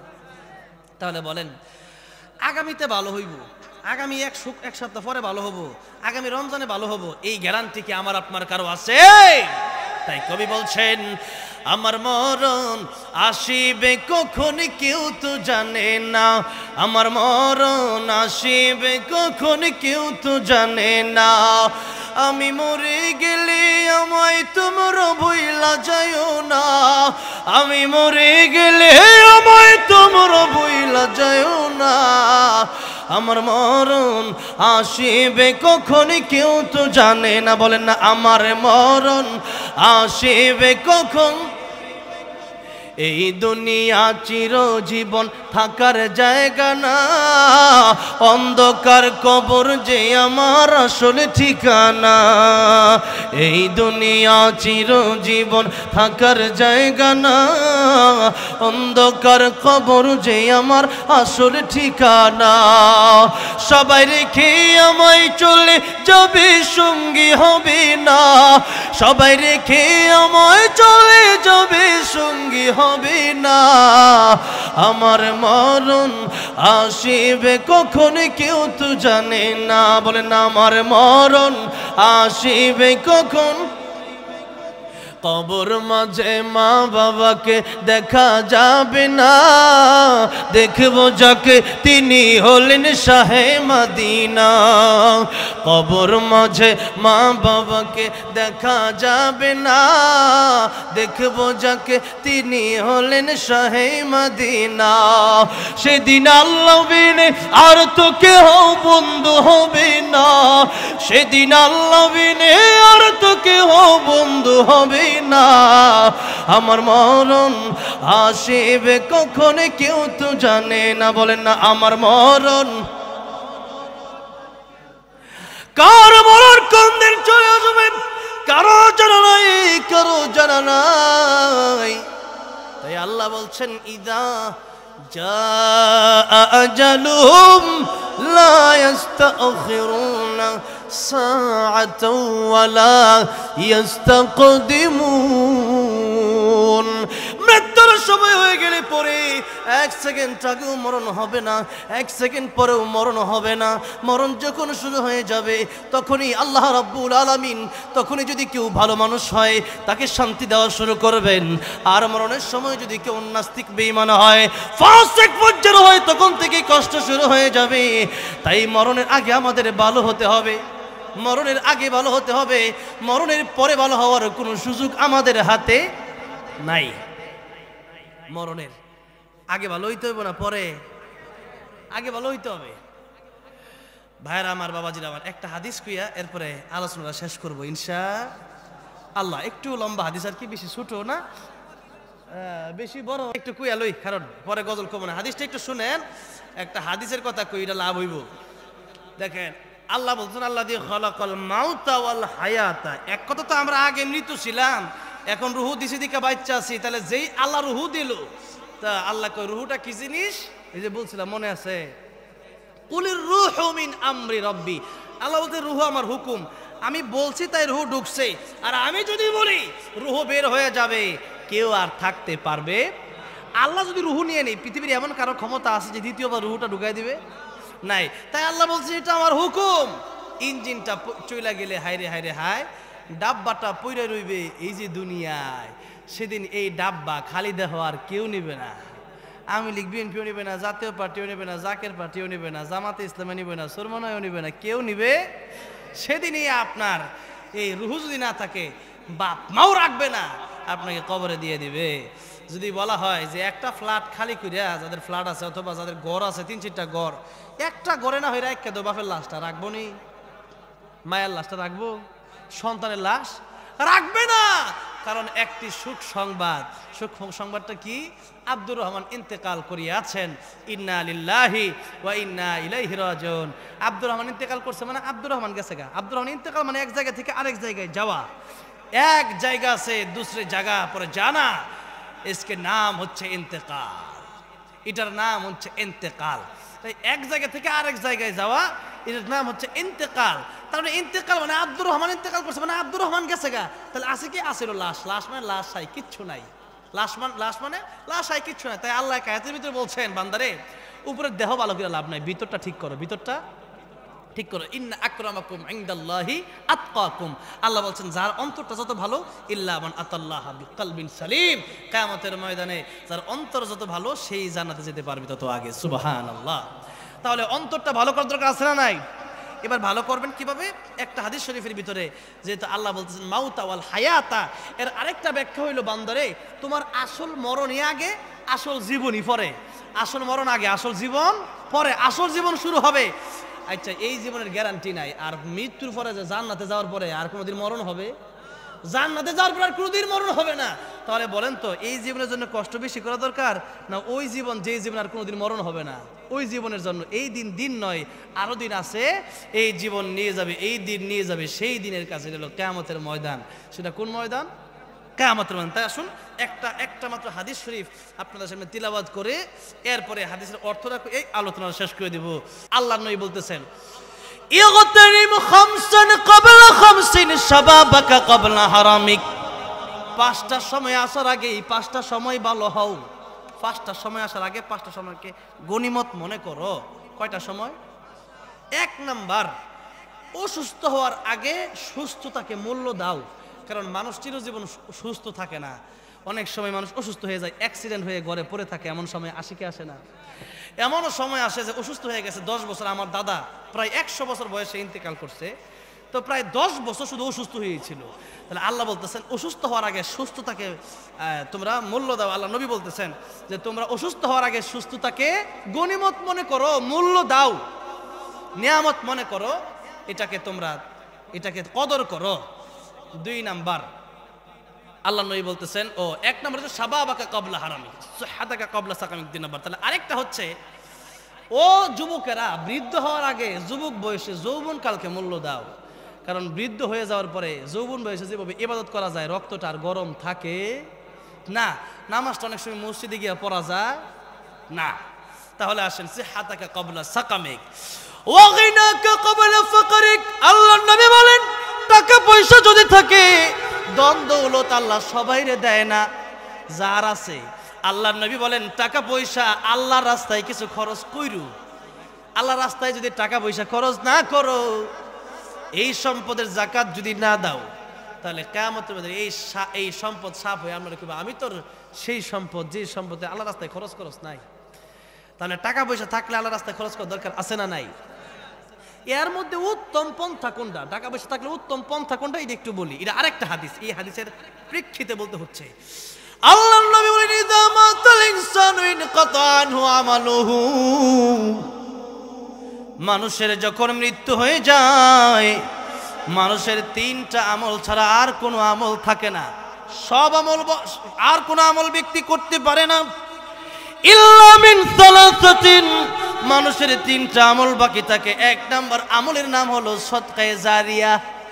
মাদ্রাসা আছে, মসজিদ আছে, মাদ্রাসায় দান করলে পরে একটা ছেলে হাফেজ আলেম হইল, এই ছেলে একটা হলো আম খাওয়ার, একটা হলো আম গাছ লাগানো। কোনটা বেশি উপকার? আম গাছ লাগানো। নামাজ পড়লেন, আপনি আম খাইলেন, রোজা রাখলেন, আম খাইলেন, নিজে ইবাদত করা মানে নিজের ভিতরে ঠিক আছে। কিন্তু যেমন একটা দৃষ্টান্ত মুফাসসিরগণ দিয়েছেন, একজনের বাবা আম আনছে, তো সন্তান দিতেছে, আম খায়া সন্তান খুব খুশি যে বাবা মারলে মিষ্টি আমটা আনছে। আরেকজনের বাবা আমের চারা লাগাইছে, তো ওই ছেলের খুশি না, আব্বু তুমি তার বাবা তাকে আম এনে দিল আর তুমি আমের গাছ আনলা, আমি তো আম খাইতারলাম না। বাবা কয় বাবা রে 2টা বছর অপেক্ষা করো, অনেক আম খাইতারবা। এখন 2 বছর যাওয়ার পরে 10 কেজি আম হয়েছে গাছের ভিতরে। এখন দেখা যায় আম খালি একা খায় না, সেও আম খায়, আত্মীয় স্বজনরাও আম হাদিয়া দেয়। 4 বছর পরে দেখা যায় গাছ যখন বড় হয়েছে, এই আম প্রবাসেও পাঠায়। যেরকম ঠিক না বেঠিক? এই আম প্রবাসেও পাঠায়। এরপরে এই আমের এত ভালো আম হয়েছে, এই আমটার মানে এই আম থেকে আরো হাজার হাজার সারা অন্য অন্য জায়গায় মানুষ নিয়ে আমের আটি থেকে মানুষ লাগায়। তাহলে দেখেন একজন আম আনছিল, খায়া শেষ হয়ে গেছে, শেষ। আরেকজন আম গাছ লাগাইছে। আম গাছ লাগানোর কারণে এই আম গাছের উপকারিতা পুরো পৃথিবীর মানুষ পাইতেছে। ঠিক তেমনি ভাবে নিজে ইবাদত করা এক বিষয়, আর সদকায়ে জারিয়া করা আরেক বিষয়। সদকায়ে জারিয়া হচ্ছে এখান থেকে হাফেজ আলেম হবে, এটা আম গাছের মতো হাফেজ আলেম হবে। সে আপনার 100 টাকা দেওয়ার কারণে আপনার বাসায় জাগির থেকে লজিন খেয়ে পড়ছে, হ্যাঁ পড়ার সময় তার বাপ মা আছেন না, এতিম ছেলে, আপনি তার মাসে মাসে বেতনটা দিচ্ছেন। মাদ্রাসায় গরিব মানুষ, টাকাটা বাপে দেওয়ার মতো পারছে না, আপনি এলাকার মানুষ হয়ে তাকে আপনি 2,000 5,000 টাকা মাদ্রাসায় দিচ্ছেন। আপনার টাকা খায়া, আপনার চাইল খায়া ডাল খায়া মাদ্রাসায় পড়ছে, এই ছেলে হাফেজ হইলো, আলেম হইলো, যত ইবাদত করবে আপনি সব পাবেন, সুবহানাল্লাহ। এরপরে এই সন্তান যখন আলেম হইলো, এই সন্তানের ছাত্র হবে না? আল্লামা আহমদ শফি হবে, আল্লামা সাইদি হবে, আল্লামা জুনায়েদ বাবনগরী হবে, আল্লামা নূর হোসেন কাসিমি হবে, আল্লামা আশরাফ আলী থানভী হবে, আল্লামা জুনায়েদ বাগদাদি হবে। এইরকম বড় আল্লাহর ওলি যখন হবে, তারও দেশে অসংখ্য ছাত্র হবে। ওই ছাত্রের ছাত্র, ওই ছাত্রের ছাত্র, ওই ছাত্রের ছাত্র কিয়ামত পর্যন্ত, যতদিন পর্যন্ত আপনার উসিলায় সে খায়া আলেম হইল, আপনার উসিলায় মাদ্রাসায় পড়ে সে আলেম হইল, আপনার দেওয়া ইট সিমেন্ট ছিল সেই কারণে আলেম হইল। আজকে সেই আপনি হয়তো দুনিয়া থেকে 10 বছর 20 বছর পরে চলে যাবেন, কিন্তু এই মাদ্রাসা কিয়ামত পর্যন্ত হয়তো থাকবে। এখানে এই আলেমের ছাত্র হবে, তার ছাত্র কিয়ামত পর্যন্ত যত ছাত্র হবে, সবার আমল যত হবে, সবার আমল খেলার ডবল কইরা আপনি যে 500 দিয়েছিলেন, আল্লাহ আপনার কবরেও সে সব পৌঁছায় দিবে। তাহলে বলেন, মাদ্রাসায় বেশি বেশি দান করার দরকার আছে না নাই? মসজিদে দান করার দরকার আছে না নাই? তবে মনে রাখতে হবে, ওয়ানাদাউল মাওয়াজিনাল কিসত লিয়াউমিল কিয়ামা, মাওয়াজিন, কিয়ামতের ময়দানে আমল গুনাহ হবে না, ওজন করা হবে, ওজন দেওয়া হবে। ওজনটা কেন দেওয়া হবে, গুনাহ কেন হবে না? কারণ একজন 1 কোটি টাকার মালিক, সে 1 লাখ টাকা এমনি দিতে পারে, আর একজন 100 টাকার মালিক, দিন আনে দিন খায়, হেল লাগে 10 টাকা 1 লাখ টাকার সমান। তাহলে ওই ব্যক্তির 1 লাখ টাকা যেমন ওজনে অনেক বেশি হবে, যে ব্যক্তি 100 টাকার মালিক, সে ব্যক্তি 10 টাকা দিলে তার ওজনও তেমন হবে। আল্লাহু আকবার। তাহলে এমন না যে আমার টাকা নাই, একজনে বেশি দেয় না, এমনটা নয়। আল্লাহ যারা যেমন দিছে সে ওখান থেকে তেমনটা খরচ করবে। তাহলে এই আমলটা মানে হইলো, আল্লাহ নবী বলছেন, গিনাকা ক্বাবলা ফাকরিক, ফকির হয়ে যাওয়ার আগে ধনাঢ্যকে মূল্যায়ন করো। তার মানে হচ্ছে যে তুমি তোমার টাকা পয়সা আজ আছে, সকালবেলার ধরে তুমি ফকির, সন্ধ্যাবেলা এমনও হইতে পারে তোমার টাকা নাও থাকতে পারে। একসময় এই দেশে কত লোক যারা বড় বড় নেতা ছিল এখন দেশে নাই, এমনও অনেক নেতা আছে গাড়ি জমি জমা বেচাও এখন চলতে পারতেছে না, অবস্থা খুবই খারাপ। তাহলে এমন দিন আল্লাহ আমাদেরকে দেখাইতে পারে কি পারে না? যে কোনো কাউকে আল্লাহ দেখাই দিতে পারে। বাড়িটা আগুন লেগে পুরো সারখার হয়ে যেতে পারে, আগুনের, হ্যাঁ, এরপরে গাড়িটা আছে, গাড়িটা অ্যাক্সিডেন্ট হয়ে শেষ হয়ে যেতে পারে। তাহলে সকালবেলার দূরে তুমি ফকির, সন্ধ্যাবেলা, নবীজি বলতেছেন টাকা পয়সা যদি থাকে, তাহলে এই টাকা পয়সা ফুরায় যাওয়ার আগে কিছুটা মাদ্রাসা মসজিদে দিও, জনসেবার কাজে খরচ করো, গরিব মানুষের দিও, মিসকিনদেরকে দিও, জনসেবামূলক কাজ কইরো। আলহামদুলিল্লাহ সেই কাজটা এই এলাকার মানুষ করছে, যেরকম মারহাবা। 4 নম্বরে আল্লাহ নবী বলছেন, ফারাগাকা ক্বাবলা শুগুলিক, অবসর থাকা অবস্থায়, ব্যস্ত হওয়ার আগে অবসর থাকা অবস্থায় আল্লাহর ইবাদত বেশি বেশি করো। মানুষ যত দিন যায় তত অবসর হয় না, ব্যস্ত হয়, তত ব্যস্ত হয়। যত দিন যায় আপনি মনে করতে পারেন যে এই তো আর কয়টা দিন মানে ফ্রি হয়ে যাবো, কিন্তু ফ্রি হইতে হইতে দেখবেন আরেক ব্যস্ততা আপনার সামনে আসছে। যতদিন মরতেছেন না ততদিন পর্যন্ত দুনিয়ার সব মাইন সামনের কাছে ইটা লাগবো, হিটা লাগবো, হিটা অভাব নাই। যেদিন মরে যাবেন সেদিন আর আমের কারো দরকার নাই। আর আমার এক উস্তাদ বলছেন, যখন তোমার 2 পাও যাতাই খুশি সেথায় যাও, যখন তোমার 4 পাও ভাত কাপড় দিয়ে যাও, যখন তোমার 6 পাও আব্বু তুমি কোথায় যাও। তার মানে হচ্ছে একা আছেন, বিয়ে করেন নাই, এখন বেশি অবসর, বিয়ে করছেন মানে এখন হলো আপনার আরো ব্যস্ততা বাড়ছে, একটা সন্তান হইলে আরো ব্যস্ততা বাড়ে, তার দিন দিন ব্যস্ততা শুধু বাড়ে। এই ব্যস্ততার ভিতরে থেকেই আল্লাহর ইবাদত করতে হবে। যখনই অবসর তখন ইবাদত। সুবহানাল্লাহ, সুবহানাল্লাহ, একবার সুবহানাল্লাহ পড়বেন, আল্লাহ আপনার পুরো দুনিয়া ভরে সব দিবে। এরপরে আমরা তো মানি না, ওয়াজ শুনি কিন্তু মানি না, দুনিয়া কামানো অনেক কঠিন, এরপরে দুনিয়ার পিছনে ছুটি, আর আখিরাত কামানো বড় সহজ, এরপর আমরা কামাইতে চাই না। মার বাপের দিকে একবার তাকালে একটা কবুল হজের সওয়াব, জোরে কোন সুবহানাল্লাহ। সাহাবী বলেন, ইয়া রাসূলুল্লাহ, মার বাবার দিকে যদি 100 বার তাকাই কত কবুল হজের সওয়াব হবে? আল্লাহ নবী বললেন, সাহাবী রে, 100 বার কেন, তাকাতে তাকাতে অস্থির হয়ে যেতে পারো, কিন্তু আমার আল্লাহ রাব্বুল আলামিন সওয়াব দেওয়ার বেলায় তিনি কোনো অস্থির হবেন না। বছরে হজ করা যায় কয়বার? একবার। হজে কি সবাই যাইতে রে? লক্ষ লক্ষ টাকা লাগে। আর্থিক ইবাদত নামাজ, হজ, যাকাত, আর দৈহিক ইবাদত নামাজ, আর হজ হচ্ছে আর্থিক এবং দৈহিক ইবাদত মিলাইয়া। ওই ইবাদত হজ আপনার টাকা পয়সার প্রয়োজন আছে, যেতে হবে, সুস্থ দেহের প্রয়োজন আছে, এরপরে সেখানে গিয়ে তওয়াফ সাই মিনা মুজদালিফা আরাফা ময়দানে কোরবানি করলেন, এত কাজ করার পরে হজ কবুল হয়েছে কি না গ্যারান্টি নাই। কিন্তু মা আর বাবার দিকে নবী কয় একবার তাকাইবা একটা কবুল হজের সব, দুইবার তাকাইবা দুইটা, তিনবার তত 1000 বার তাকাইবা 1000। আল্লাহু আকবার। ও তো শুন না কেন, তাহলে মা বাবার দিকে তাকাইয়েন, এমনি ছায়া থাকবেন নাকি মা বাবার খুশি করতে হইব? ওই তাকানো তাকাইতে হবে যেন মা বাপ খুশি হয়। তাই নবী কয় হুমা জান্নাতুকা হুমা নারুকা, বাপ মারে খুশি করো, জান্নাতের পথ খুইলা গেছে, বাপ মারে কষ্ট দিলা, জাহান্নামের রাস্তা খুইলা গেছে। ভাইরা বাবাজিরা আমার, তাহলে অবসর সময় বেশি বেশি ইবাদত করতে হবে। একটা কবুল হজের সব তো বাপ মার দিকে চাইয়াও নেওয়া যায়, কিন্তু এই ইবাদত অনেকে জানে, এরপরেও মা ডাক দিলে কিরে হ্যাঁ হ্যাঁ হে দিয়ে গে দূর পরে কি হয়েছে এতটা হকি লিগা যেরকম ঠিক নেবে ঠিক। আহা, তাহলে বেশি বেশি ইবাদত করার দরকার আছে না নাই? শেষ 4 নাম্বার, শেষ 5 নাম্বার, শেষ কথা এটাই 5 নাম্বারই আয়াতের সাথে মিল। 5 নাম্বার হলো হায়াতাকা কবলা মাউতিক। আল্লাহ নবী বলেন মরণের আগে ভালো হও, মরণের পরে কিন্তু ভালো হওয়ার কোনো সুযোগ নাই। কিয়ামতের মধ্যে জাহান্নামের পরে বলবে আল্লাহ আমাদেরকে জাহান্নাম থেকে একবার বের করো আল্লাহ, ফাইন উদনা ফাইন্না যালিমুন, আল্লাহ আমরা আর গুনাহ করব না, জালেম হব। আল্লাহ বলবেন ক্বালা সাউ ফিহা ওয়ালা তুকাল্লিমুন, জাহান্নামে আসছিস এখন এইভাবেই থাক, লাঞ্ছিত অবস্থায় জাহান্নামে থাক, কোনো কথা বলবি না। আরে আল্লাহ যদি সেদিন বলে কোনো কথা বলবি না, লাঞ্ছিত অবস্থায় জাহান্নামে থাক, সেদিন কি অবস্থা হবে আমার আপনার? উপায় আছে? উপায় আছে? উপায় নাই। তাই কবরে যাওয়ার আগে, মরণের আগে ভালো হন। আর কালকে পরের দিন না, এখনই ভালো হতে হবে, এখনই তৌবা করতে হবে। তৌবা ছাড়া যদি কেউ গুনার কারণে মারা যায় তাহলে কিন্তু বিরাট বিপদ। তৌবা প্রতিদিন করতে হবে। নবীজি তৌবা করতেন দিনে 100 বার, কয়বার? তা আমাদের কয়বার? কয় হাজার বার দরকার? এরপরে আমরা দৈনিক একবারও করি না, তাহলে আমাদের তৌবা বেশি বেশি করার দরকার আছে না নাই?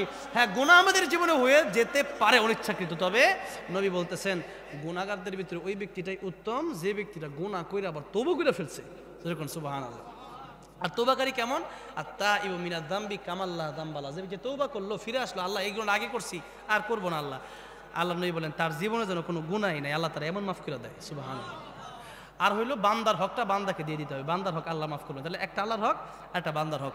আল্লাহর হকের ব্যাপারে আল্লাহ তওবা করলে আল্লাহ মাফ করে দেয়, কিন্তু বান্দার হক বান্দাকে ফেরত দিতে হবে, বান্দার পাওনা বান্দাকে দিতে হবে, নাহলে বান্দা না মাফ করে আল্লাহ মাফ করবে না। তাহলে মরণের আগে আল কাইয়িসু মান দানা নাফসাহু আমিলা লিমা বাদাল মাউত, মরণের পরের জন্য যে ব্যক্তি আমল করবে সে ব্যক্তি প্রকৃত জ্ঞানী। আর যে ব্যক্তি মরণের পরের কথা চিন্তা করে না সে ব্যক্তি হলো প্রকৃত মূর্খ। সেই জন্য আমাদের পরকালের কথা চিন্তা করার দরকার আছে না নাই? সর্বপ্রথম কাজ হলো নামাজ। কি? নামাজ। নামাজ যারা পড়বে এরাই হলো আসল ভালো মানুষ, এরাই জান্নাতের দিকে যাচ্ছে। আর নামাজ যারা পড়বে কিয়ামতের মধ্যে হিসাব তাদের সহজ হয়ে যাবে। নামাজের হিসাব যখন ঠিক হয়ে যাবে সব হিসাব আল্লাহ তাদেরকে সহজ করে দিবেন। তাই আমরা 1 নম্বরে নামাজ পড়বো। 1 নম্বরে কি পড়বো? নামাজ পড়বো। এরপরে সব সময় গুনাহ হয়ে গেলে সাথে সাথে তওবা করবো। আর হচ্ছে সদকায়ে জারিয়া, আমরা বেশি বেশি মাদ্রাসা মসজিদ জনসেবামূলক কাজগুলো আমরা বেশি বেশি করবো ইনশাআল্লাহ।